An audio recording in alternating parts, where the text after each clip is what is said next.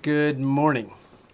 I want to start off today by telling you that if you tried to see this daily message yesterday and didn't find it, it is entirely my fault.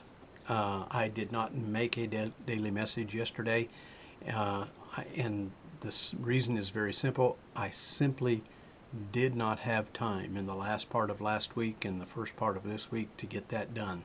I'm very sorry for that, but let's pick up where we are. We left Jesus with Peter, James, and John on the mountain right after that event that we call the Transfiguration. Those three apostles had just seen the most amazing thing that they had ever seen. Perhaps one of the most amazing things that anybody had ever seen. They had seen Jesus illuminated in some way here, and they had seen Moses and Elijah, who had been dead for centuries, and then they had heard the voice of God.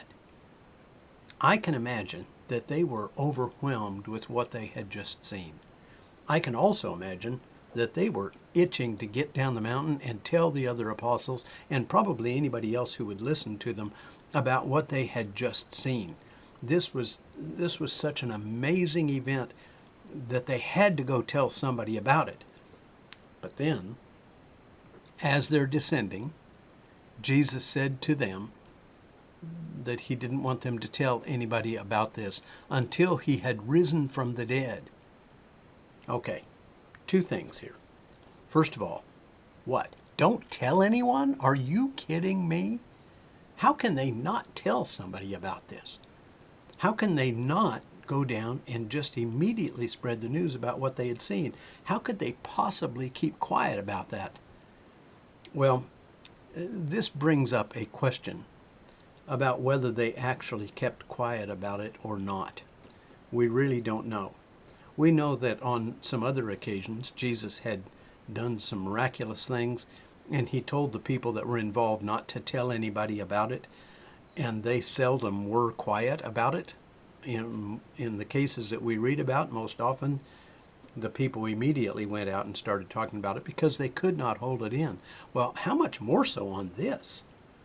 There was just something that Peter, James, and John had just experienced, and how could they possibly keep quiet about it? Because they were just men like we are, ordinary people. I have a hard time understanding that they really kept quiet about this. My guess is that they didn't.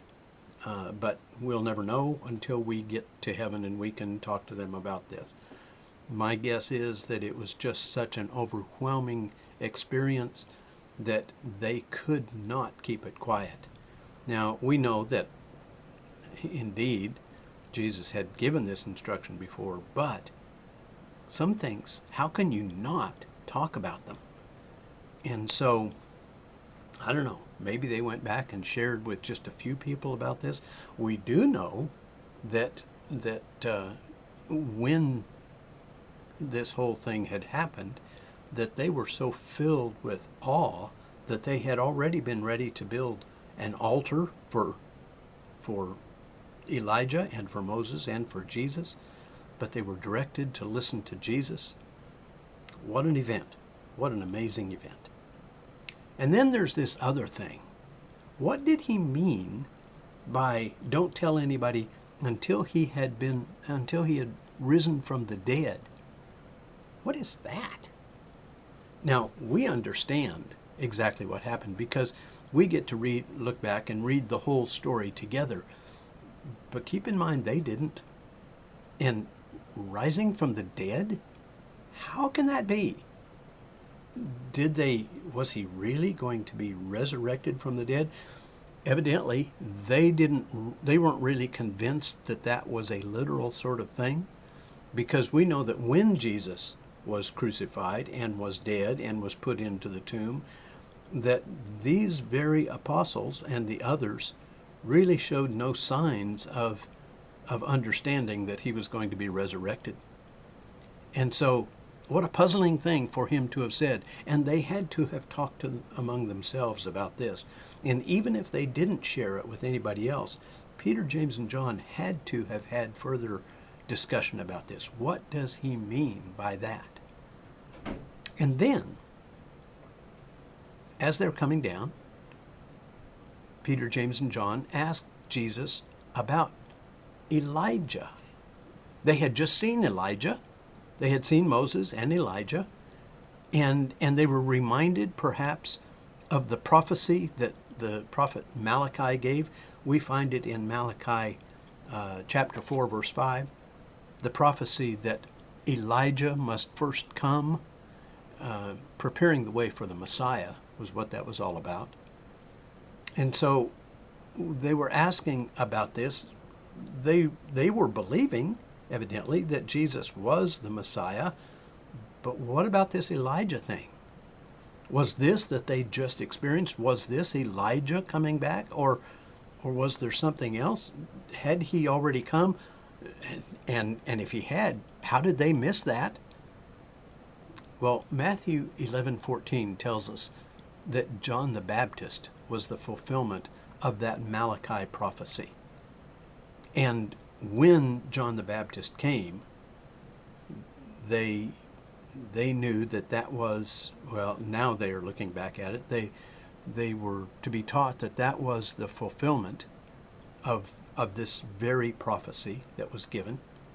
And Jesus went on to tell them that not only had he already come back, but when he came back, that they, being the enemies, I guess, had done to him whatever they wished. Well, we know that John the Baptist was beheaded. He was mistreated because his message didn't fit into the narrative of the day. And so he was rejected. Remember that Elijah was kind of the representative of all the prophets. They had just seen him on the mountain, and Moses was representative of the law, and Elijah was representative of the prophets. And so now the prophecy was also being fulfilled that Elijah would have come to prepare the way for the Messiah. Well, they could kind of understand that perhaps. I don't know if they put together that this was John at that moment or not. But the prophecy had been made and the prophecy was fulfilled. Now, let me say this. This does not mean that Elijah was reincarnated in the form of John the Baptist. That takes us into an arena of theology that really doesn't make sense in the rest of biblical teaching. What it does mean, though, is that there was this prophecy of one who would come preparing the way for the Messiah. And indeed, that is what John the Baptist did. He was kind of a wild man out in the wilderness. And evidently so was Elijah. And so here was one representing the prophets, one coming in the form of an Old Testament prophet saying, the Messiah is here. That's what John the Baptist did. So, keep in mind, all of these things are happening as Jesus is moving on this timeline, getting closer and closer to getting back to Jerusalem, where that terrible week would unfold of all sorts of amazing things happening that we're going to get into before we go very much farther into this book of Mark. An amazing teaching that's leading us ultimately to an empty tomb. Thank you for listening. Look forward to seeing you tomorrow. Bye. They resound with God's own heart. Oh, let the ancient words impart. Words of life, words of hope.